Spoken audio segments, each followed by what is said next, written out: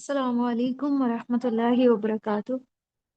नहमदुहु व नुसल्ली अला रसूलिहिल करीम, अम्मा बाद। अऊज़ु बिल्लाहि मिनश शैतानिर रजीम। बिस्मिल्लाहिर रहमानिर रहीम। रब्बि इश्रह ली सदरी व यस्सिर ली अमरी वहलुल उक़दतम मिन लिसानी यफ़क़हू क़ौली। रब्बि ज़िदनी इल्मा, अल्लाहुम्मा फ़क्किहना फ़िद्दीन। क्या हाल है आपका? अल्हम्दुलिल्लाह ठीक हूँ। कल की आयत समझ में आ गई थी? जी।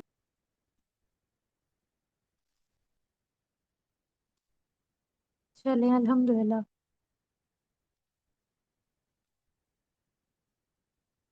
आज हमने कहाँ से स्टार्ट करना है?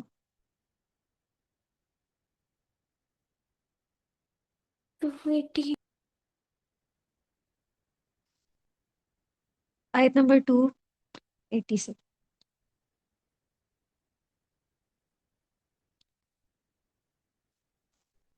आयत आप ओपन कर लीजिए अपने पास अपना कुरान। बिस्मिल्लाहिर्रहमानिर्रहीम। व इन काना जू उसरतिन, और अगर है वो मकरूज। काना से मुराद यहाँ पे मकरूज है। पिछली आयत में कर्ज देने की बात हो रही थी, और उस कर्ज पे इंटरेस्ट की ममानियत अल्लाह सुब्हाना व तआला ने की कि किसी को अगर कर्ज देना है तो असल रकम ही वापस लेनी है, नहीं तो वो सूद शुमार होगा, जो जायद रकम वापस ली जाएगी। और किसी को कर्ज देना ये तो एक नेकी है, लेकिन अगर कोई, और इसी तरह कर्ज जिसको दिया है उसको मोहलत देना भी नेकी है। लेकिन अगर कोई उस पर इंटरेस्ट रख देता है तो वो फिर गुनाह शुमार होगा, वो अल्लाह की नाराजगी का काम होगा। इससे बचना है हमने। तो अल्लाह फरमा रहे हैं कि अगर वो मकरूज जो है ना, वो उसरतिन तंगदस्त है। उसरतिन, आपको क्या लग रहा है, ये मुजक्कर है या मुअन्नस है?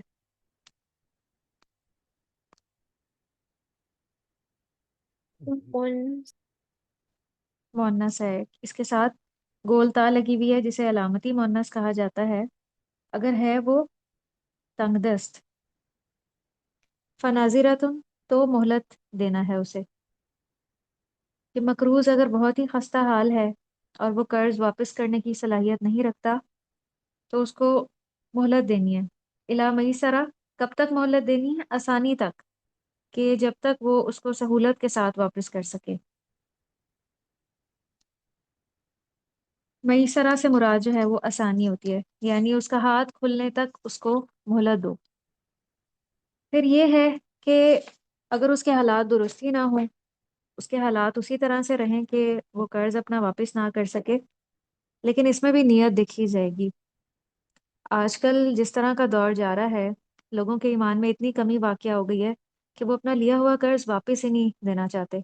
तो दुनिया में तो हो सकता है वो इस तरह से जाहिर करके कि मैं बहुत मकरूज हूँ, अपनी दीगर ज़रूरियात पे तो खर्च कर ले, लेकिन अपना कर्ज वापस ना करे, लेकिन कल वो अल्लाह की बारगाह में गुनाहगार होगा और उसकी पकड़ होगी वहां पे, कि अल्लाह ताला तो नियतें जानते हैं। अल्लाह ताला को पता है कि कौन हकीकी तंगदस्त है और कौन जो है वो सिर्फ बहाने कर रहा है। तो हमारा ये जो मामला है, ये उस रेलेवेंट पर्सन के साथ नहीं है, बल्कि ये अल्लाह के साथ है। तो अगर वाकई वो हकीकी ऐसा तंगदस्त है कि मोहलत मिल जाने के बावजूद वो उसको वापस ना कर सका, तो फिर क्या करना चाहिए? वह अन तसद्दकू, कि तुम सदका कर दो। खैरुल्लकुम, ये तुम्हारे लिए बेहतर है। इन कुंतुम तालमून, अगर हो तुम जानते, अगर हो तुम इल्म करते रखते। तो यहाँ आप नोट कर लें कि सदका करने से मुराद है माफ़ कर देना, उसका कर्ज माफ़ कर देना। तो ये अल्लाह सुब्हानहू व तआला कर्ज की जितनी भी अमाउंट होगी, ये कर्ज देने वाले के लिए सदका शुमार होगी। यहाँ पे मैं आपको हदीस एक सुनाती हूँ इसकी फजीलत में।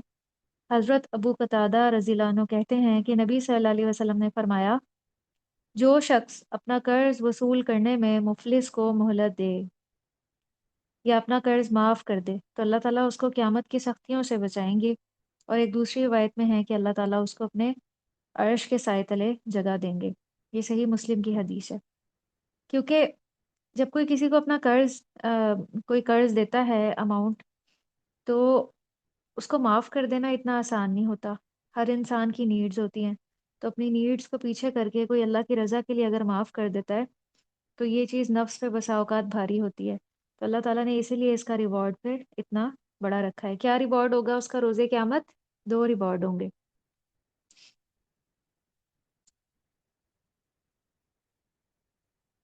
جی، کون سے دو ریوارڈ ہوں گے؟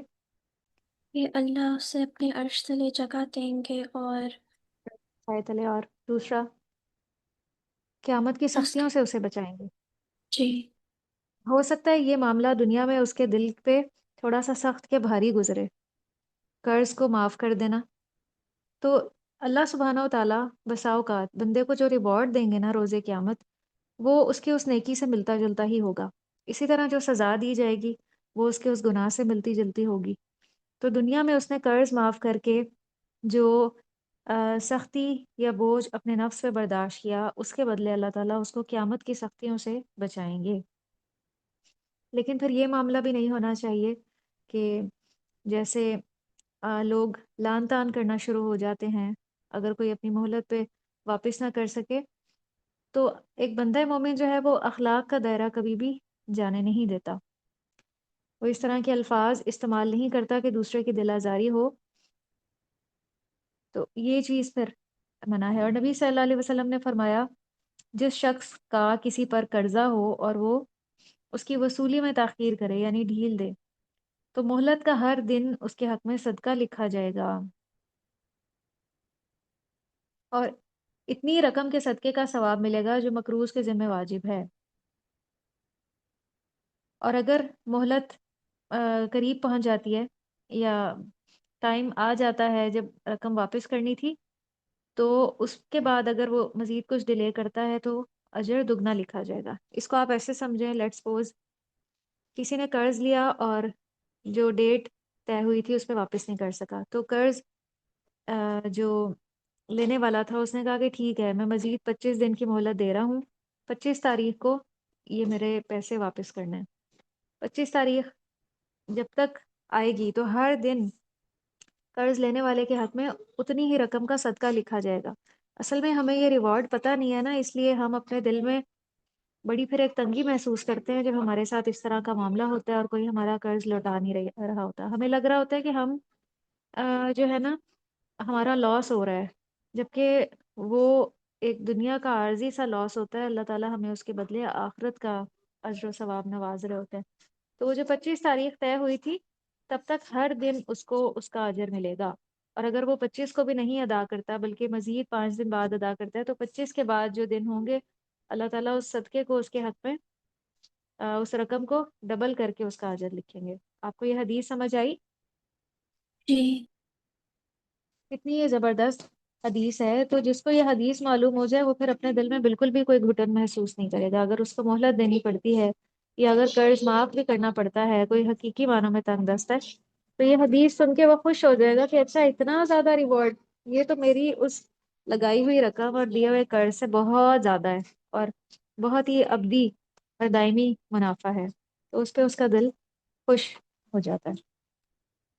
حضرت ابو سعید خدری رضی اللہ عنہ کہتے ہیں کہ نبی صلی اللہ علیہ وسلم کے زمانے میں ایک شخص کے باغ پر جس کے پھل اس نے خرید لیے تھے آفت نازل ہو گئی،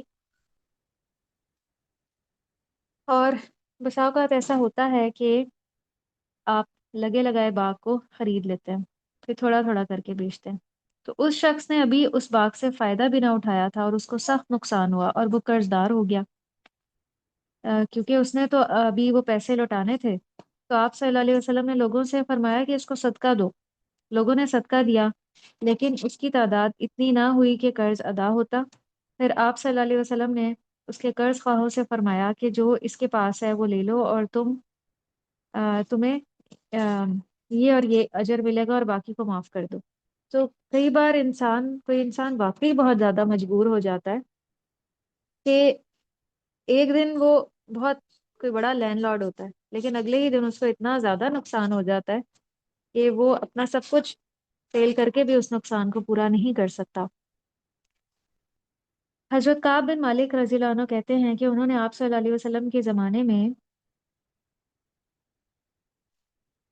اپنے جو روپے تھے اس کا تقاضا کیا مسجد میں، تو دونوں کی جو گفتگو ہے وہ مسجد میں آواز بلند ہو گئی، آپ نے اپنے گھر سے، کیونکہ آپ کا گھر جو ہے وہ آ، اسی مسجد میں تھا، آپ نے اس آواز کو سنا اور باہر آنے کا ارادہ فرمایا، اور کعب بن مالک کو مخاطب کر کے فرمایا، انہوں نے کہا اے کعب، تو وہ کہنے لگے کہ میں حاضر ہوں اللہ کے رسول۔ نبی صلی اللہ علیہ وسلم نے فرمایا کہ آدھا قرض معاف کر دو۔ تو حضرت کعب رضی اللہ عنہ کہتے ہیں کہ میں نے معاف کر دیا۔ صحابہ کرام کا ذرا آپ جذبہ دیکھیں، انہیں نبی کریم صلی اللہ علیہ وسلم سے اور آپ کے احکامات سے کتنی محبت تھی کہ آپ جس طرح سے کہتے تھے وہ اس پہ بہت ہی خوش دلی اور جانثاری کے جذبے کے ساتھ عمل کرتے تھے۔ اور پھر آپ نے ابن جو حدرج ہے، جو سیکنڈ پرسن تھا، اس سے فرمایا کہ جاؤ اور باقی کا قرض جو ہے وہ ادا کر دو۔ تو اگر دو فریق آپس میں جھگڑ رہے ہوں تو کسی تیسرے کو ان کے درمیان صلح کروا دینی چاہیے جس میں دونوں کا فائدہ ہو۔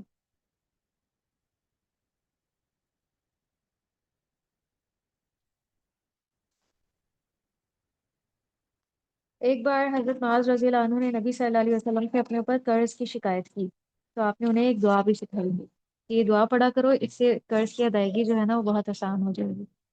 اور وہ دعا جو ہے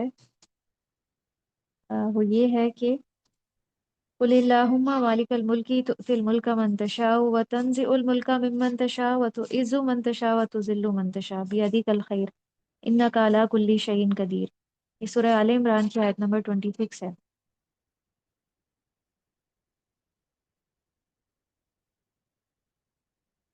پھر ایک اور دعا، اللہم اغننی من الفقر واقضی عن الدین، کہ اے اللہ مجھے فقر سے دور کر دیں اور میرے قرض کو ادا فرما دیں۔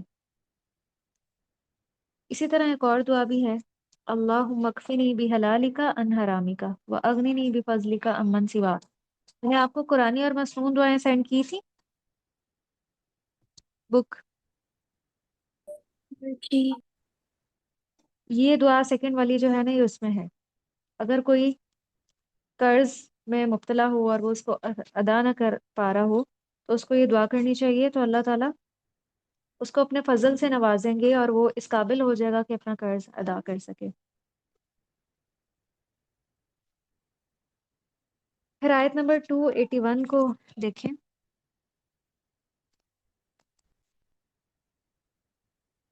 وَاتَّقُوا، اور ڈرو، یومن، اس دن سے، ترجعون، تم لوٹائے جاؤ گے، فیہ، اس میں، اللہ، طرف اللہ کے، یعنی قیامت کا دن، جس میں ہر انسان کو پورا پورا کر کے دیا جائے گا۔ ثم توفا، پھر پورا پورا دیا جائے گا، کلو نفس، ہر شخص کو، ما کسبت، جو اس نے کمائی کی، وہم لا یظلمون، اور وہ ظلم نہ کیے جائیں گے۔ نیکی کا صلہ بھی پورا پورا لوٹایا جائے گا، اور اسی طرح جو گناہ ہر انسان نے کمایا ہوگا اس کی بھی پوری پوری سزا دی جائے گی، اور وہ ظلم نہ کیے جائیں گے۔ لیکن اللہ سبحانہ و تعالیٰ اپنے بندوں کے حق میں بڑے غفور و رحیم ہے۔ نیکی کا جو صلہ اور بدلہ ہے نا وہ اللہ تعالیٰ نے بہت زیادہ رکھا ہے۔ بسا اوقات ایک نیکی کے بدلے اللہ تعالیٰ اس کو 10 گناہ سے لے کے 700 گناہ تک بھی بڑھا دیتے ہیں، لیکن گناہ جو ہے وہ ایک ہی گناہ لکھا جاتا ہے۔ اس کے باوجود اگر کا کسی کے جو گناہ ہیں وہ روز قیامت بڑھ جائیں گے، تو اس کا مطلب ہے کہ اس انسان نے اتنے زیادہ گناہ کیے کہ اس کے مقابلے میں نیکیاں بہت ہی کم تھیں۔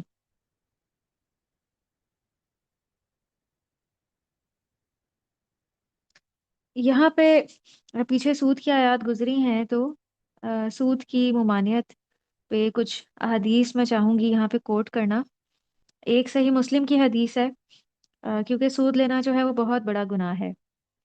تو صحیح مسلم کی ایک حدیث ہے، نبی صلی اللہ علیہ وسلم نے سود کھانے والے پر، سود دینے والے پر اور گواہوں پر لعنت فرمائی ہے، اور فرمایا کہ وہ سب برابر ہیں اس کام میں۔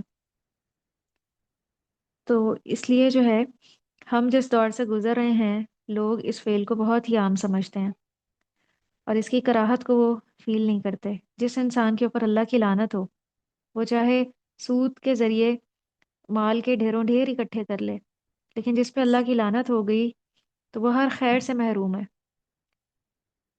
حضرت ابو ہریرہ رضی اللہ عنہ کہتے ہیں نبی صلی اللہ علیہ وسلم نے فرمایا، معراج کی رات میرا گزر ایک قوم پر ہوا جن کے پیٹ جو ہے نا وہ گھڑوں کی مانند تھے، جیسے پانی والا گھڑا ہوتا ہے نا، پہلے پائے جاتے تھے، اب تو لوگ یہ استعمال نہیں کرتے۔ اس زمانے میں چونکہ تھے اسی لیے یہ ٹرم استعمال کی گئی ہے۔ ہم کولر استعمال کرتے ہیں نا، لیکن وہ اس کی جگہ گھڑا استعمال کرتے تھے، اور ان پیٹوں میں سانپ بھرے ہوئے تھے جو پیٹوں سے باہر نظر آ رہے تھے، جیسے جو بوٹل سے نظر آنا، کسی سین تھرو بوٹل سے۔ میں نے پوچھا یہ کون ہے، تو نبی صلی اللہ علیہ وسلم کو بتایا گیا یہ سود خور ہیں۔ تو دیکھیں یہاں پہ ان کی جو سزا ہے وہ ان کے جرم سے ریلیونٹ ہے۔ دنیا میں یہ سود کھاتے تھے، تو روز قیامت اسی قسم کی سزا میں مبتلا ہوں گے تاکہ ان کو وہ اپنی سزا بار بار یاد آئے۔ پھر ایک موقع پہ حضرت ابو ہریرہ سے روایت ہے، نبی صلی اللہ علیہ وسلم نے فرمایا، ایک زمانہ لوگوں پر آئے گا کہ سوائے سود کھانے والوں کے کوئی باقی نہ رہے گا، اور اگر کوئی شخص ہوگا بھی تو اس کو بھی اس کا اثر ضرور پہنچے گا، یعنی ڈائریکٹلی یا انڈائریکٹلی وہ ضرور انوالو ہو جائے گا اس سود میں، اور آج ہم اسی زمانے سے گزر رہے ہیں۔ اور پھر ایک اور حدیث ہے کہ نبی صلی اللہ علیہ وسلم نے فرمایا، جس قوم میں سود کے لین دین کا رواج ہو جائے، اللہ تعالیٰ ان پر ضروریات زندگی کی گرانی کر دیتا ہے، یعنی مہنگائی ہو جاتی ہے، اور جب رشوت عام ہو جائے تو دشمنوں کا روب پیدا ہو جاتا ہے۔ تو آج ہم ایسے ہی نہیں دیکھتے کہ مال و دولت کی تو بہت فراوانی ہے، لیکن اس حساب سے مہنگائی کتنی زیادہ ہو گئی ہے کہ پھر بھی پورا نہیں پڑتا۔ ایسا ہے کہ نہیں ہے؟ جی جتنا زیادہ ہم ان چیزوں میں انوالو ہو رہے ہیں اتنی مہنگائی بھی اس طرح سے بڑھتی جا رہی ہے۔ تو یہ ایک اللہ کی سزا ہے، جب اللہ تعالیٰ راضی ہوتے ہیں نا کسی قوم سے، تو وہاں پہ کم بھی کفایت کر جاتا ہے، ایک برکت ہوتی ہے۔ نقصان سے اللہ سبحانہ و تعالیٰ حفاظت فرماتے ہیں، چیزوں کو حاصل کرنا آسان اور سہولت کے ساتھ ہوتا ہے، لیکن اللہ تعالیٰ جب کسی قوم سے ناراض ہو جاتے ہیں نا، پھر وہاں اس طرح کے عذاب نازل ہوتے ہیں، قحط کی صورت میں یا بہت زیادہ مہنگائی کی صورت میں۔ زلزلوں کا آنا بھی اللہ کی ناراضگی کی وجہ سے ہوتا ہے۔ تو آج ہم نے قرآن کو پس پش ڈال دیا ہے، ہم اس کو نہ سیکھ رہے ہیں نہ اپنی عملی زندگی میں اس کو ڈال رہے ہیں، تو اسی لیے ہم پھر یہ ان کو چھوٹے عذاب کہا جاتا ہے، ان سے ہم گزر رہے ہیں۔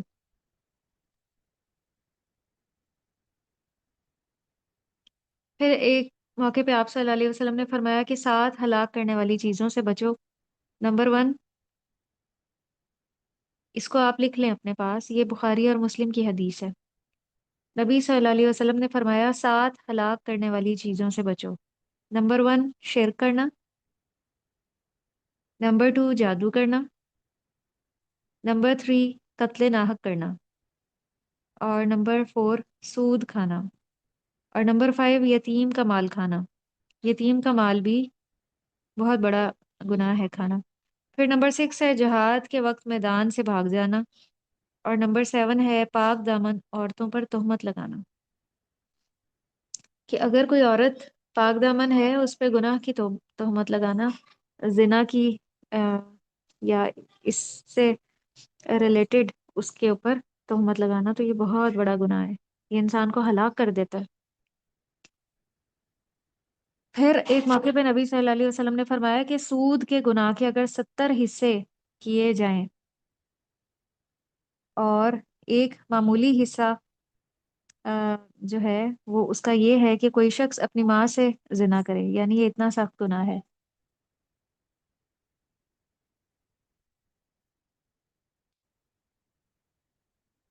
یہ آیات آپ کو کلیئر ہے؟ جی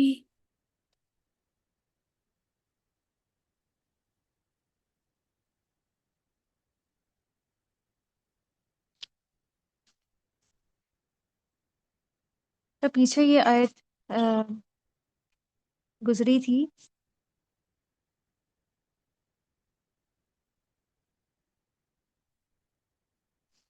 کہ یمحق اللہ الربا ویربی الصدقات، کہ اللہ تعالیٰ سود کو مٹاتا ہے اور صدقات کو بڑھاتا ہے۔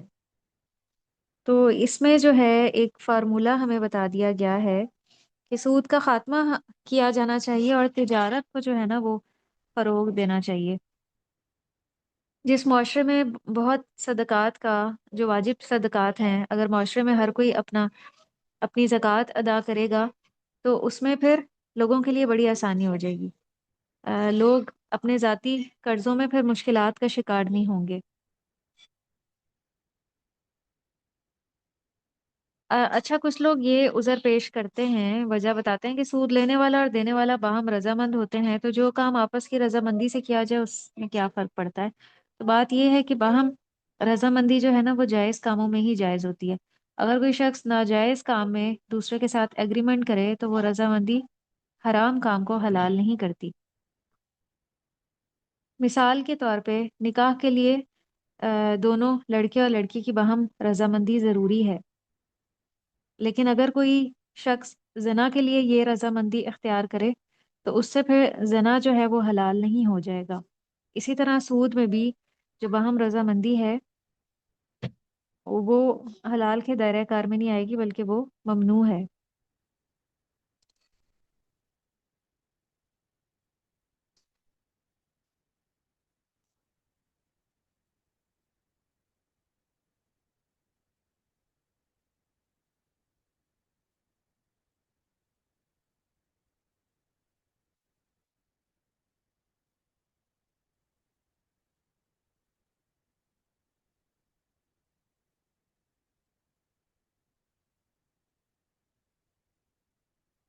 یہاں تک آپ کو کلیئر ہے؟ جی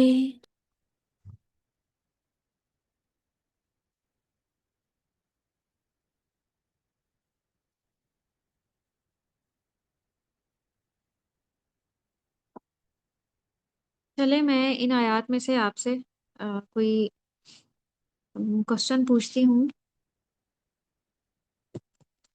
آیت نمبر اوپن کر لیجئے آپ اپنے پاس۔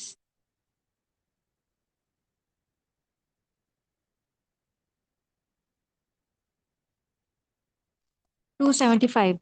275 میں بتائیں کہ ربا سے کیا مراد ہے؟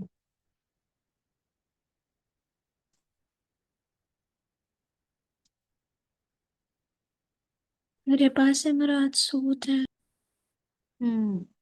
وہ فکسڈ اضافہ جو مخصوص شرح کے ساتھ اصل رقم پر زیادہ لیا جائے، یا ہر وہ مال جو بغیر محنت کے حاصل ہو، یا ہر وہ قرض جو اپنے ساتھ نفع لائے، ربا کہلاتا ہے۔ تو آپ کو یہ یاد ہونا چاہیے کہ اگر کوئی آپ سے پوچھے کہ قرآن میں سود کا حکم کہاں پہ آیا ہے تو آپ بتائیں کہ سورہ البقرہ کی آیت نمبر 75 میں۔ ربا کی حرمت احادیث کی روشنی میں بتائیں، کوئی ایک حدیث بتا دیں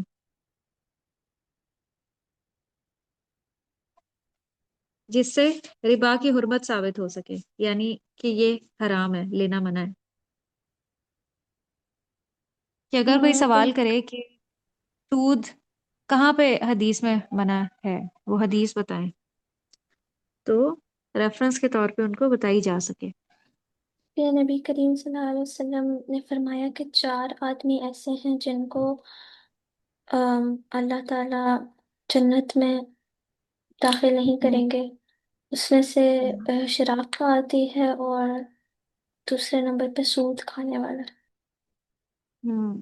اور جو میں نے آپ کو ابھی حدیث لکھوائی ہے نا وہ بھی آپ کوٹ کر سکتی ہیں کہ 7 ہلاک کرنے والے گناہوں سے بچو، جس میں ایک یہ تھا آ، آ، سود کا، جس میں ذکر تھا سود کھانا۔ پھر اسی طرح وہ حدیث بھی سنائی جا سکتی ہے کہ معراج کے موقع پہ نبی کریم صلی اللہ علیہ وسلم نے کچھ لوگوں کو دیکھا جن کے جو پیٹ تھے وہ گھڑوں کے مانند تھے، یہ بھی اس میں لکھی جا سکتی ہے۔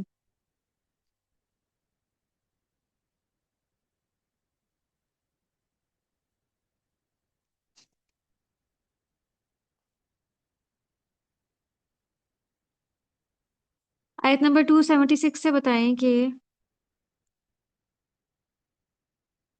اللہ تعالیٰ کس کو پسند نہیں کرتے؟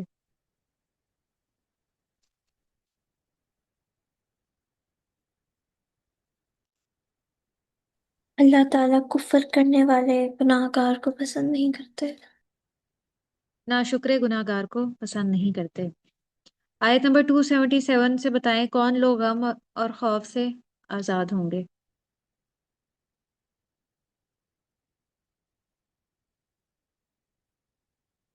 جو لوگ آیت نمبر ٹو، نیک عمل کریں گے، نماز قائم کریں گے، زکوٰۃ ادا کریں گے،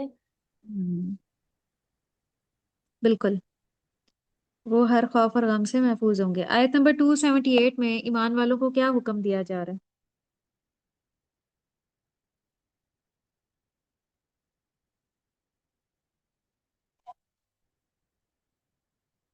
ان کو یہ حکم دیا جا رہا ہے کہ وہ سود سے گریز کریں، سود لینے اور سود دینے سے۔ سب سے پہلے تو اللہ کا تقوی اختیار کرنے کا حکم دیا جا رہا ہے، اور پھر اس کے بعد یہ کہ سود میں سے جو باقی ہے اس کو چھوڑ دیا جائے اور صرف اپنا اصل مال واپس لے لیا جائے، یعنی سود چھوڑ دیا جائے۔ اگر کسی کو قرض دیا بھی ہے اور وہ لوٹا رہا ہے ہمیں، تو اگر جو وہ ایکسٹرا لوٹا رہا ہے سود، اس کو کہے کہ یہ تمہارا معاف ہے اور بس اپنی اصل رقم رکھ لی جائے، یہ ہے اس کام سے توبہ۔ آیت 279، جو لوگ جانتے بوجھتے سود کا لین دین نہیں چھوڑتے ان کے لیے اس آیت میں کیا وعید ہے؟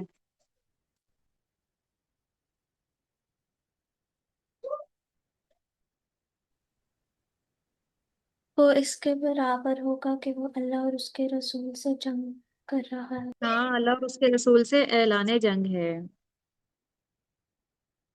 آیت نمبر 280 میں قرض کے بارے میں اس آیت میں کون سی تین اہم باتیں پتہ چلتی ہیں؟